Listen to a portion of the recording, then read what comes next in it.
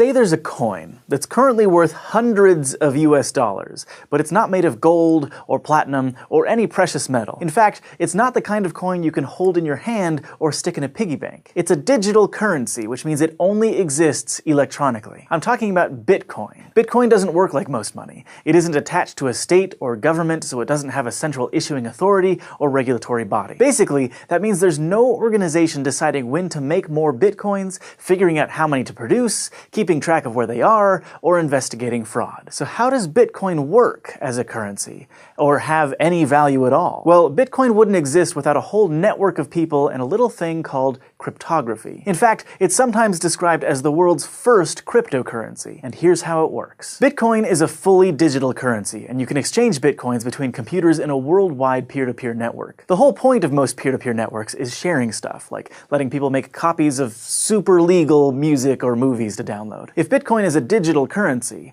what's stopping you from making a bunch of counterfeit copies and becoming fabulously wealthy? Well, unlike an MP3 or a video file, a Bitcoin isn't a string of data that can be duplicated. A Bitcoin is actually an entry on a huge global ledger called the blockchain, for reasons we'll get to in a minute. The blockchain records every Bitcoin transaction that has ever happened, and as of late 2016, the complete ledger is about 107 gigabytes of data. So when you send someone Bitcoins, it's not like you're sending them a bunch of files. Instead, you're basically writing the exchange down on that big ledger, something like Michael sends Hank 5 Bitcoins. Now, maybe you're thinking, but wait, you said that Bitcoin doesn't have a central authority to keep track of everything. Even though the blockchain is a central record, there's no official group of people who update the ledger and keep track of everybody's money like a bank does. It's decentralized. In fact, anybody can volunteer to keep the blockchain up to date with all the new transactions, and a ton of people do. It all works because there are lots of people keeping track of the same thing to make sure all transactions are accurate. Like, imagine you're playing a game of poker with some pals, but none of you have poker chips and you left your cash at home. There's no money on the table, so a few of you get out some notebooks and start writing down who bets how much, who wins, and who loses. You don't completely trust anyone else, so everyone keeps their ledgers separately. At the end of every hand, you all compare what you've written down. That way,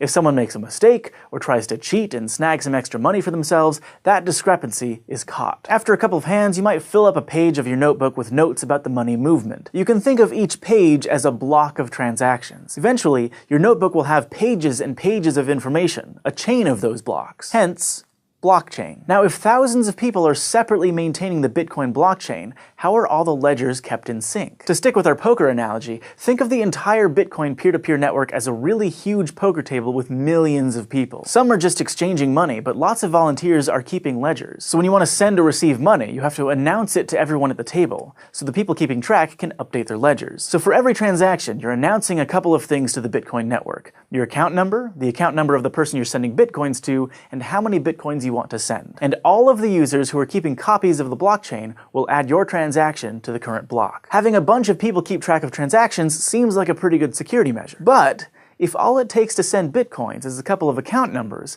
that seems like it might be a security problem. It's a huge problem with regular money. Just think of all the ways criminals try to steal other people's credit card information. And with Bitcoin, there's no central bank to notice anything weird going on to shut down fraud, like if it looked like suddenly you spent your entire life savings on beef jerky. So what's stopping Hank from pretending he's me and just sending himself all of my Bitcoins? Bitcoins are kept pretty safe thanks to cryptography, which is why it's considered a cryptocurrency. Specifically, Bitcoin stays secure because of keys, which are basically chunks of information that can be used to make mathematical guarantees about messages, like, hey, this is really from me. When you create an account on the Bitcoin network, which you might have heard called a wallet, that account is linked to two unique keys: a private key and a public key. In this case, the private key can take some data and basically mark it, also known as signing it, so that other people can verify those signatures later if they want. So let's say I want to send a message to the network that says, Michael sends 3 Bitcoins to Olivia. I sign that message using my private key, which only I have access to and nobody else can replicate. Then I send that signed message out to the Bitcoin network, and everyone can use my public key to make sure my signature checks out. That way, everyone keeping track of all the Bitcoin trading knows to add my transaction to their copy of the blockchain. In other words, if the public key works, that's proof that the message was signed by my private key and is something I wanted to send. Unlike a handwritten signature or a credit card number,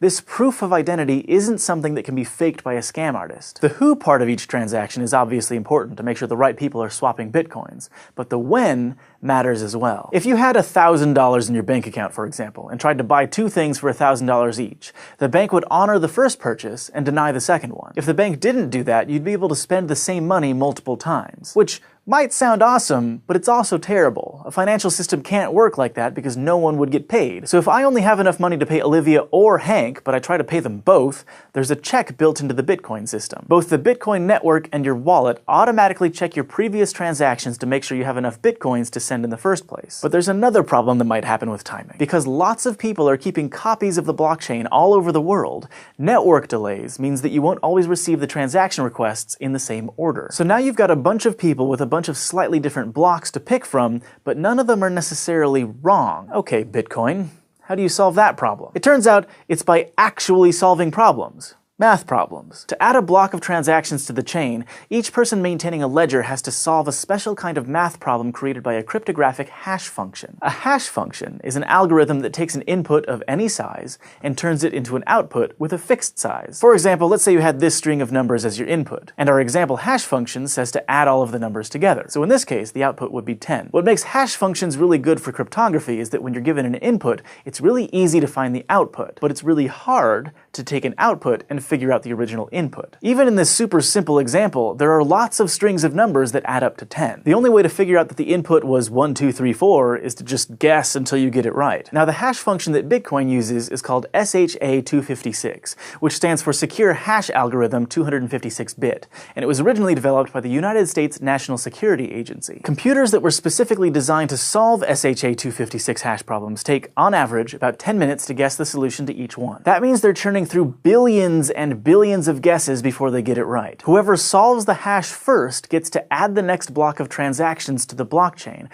which then generates a new math problem that needs to be solved. If multiple people make blocks at roughly the same time, the network picks one to keep building upon, which becomes the longest and most trusted chain, and any transactions in those alternate branches of the chain get put back into a pool to be added onto later blocks. These volunteers spend thousands of dollars on special computers built to solve SHA-256 problems and run their electricity bills up sky high to keep those machines running. But why? What do they get out of maintaining the blockchain? Is it just community service? Well, Bitcoin actually has a built-in system to reward them. Today, every time you win the race to add a block to the blockchain, 12.5 new Bitcoins are created out of thin air and awarded to your account. In fact, you might know the Bitcoin ledger keepers by another name. Miners. That's because keeping the blockchain updated is like swinging a proverbial pickaxe at those hash problems, hoping to strike it rich. When Bitcoins were first created in 2009, they didn't really have any perceived value. Tens of Bitcoins would have been worth the same as a bunch of pennies. As of November 10th, 2016, though, one Bitcoin is worth $708 so 12.5 Bitcoins are worth $8,850. That's a nice chunk of change. Every single Bitcoin that exists was created to reward a Bitcoin miner. Besides the big payout when they add a new block of transactions,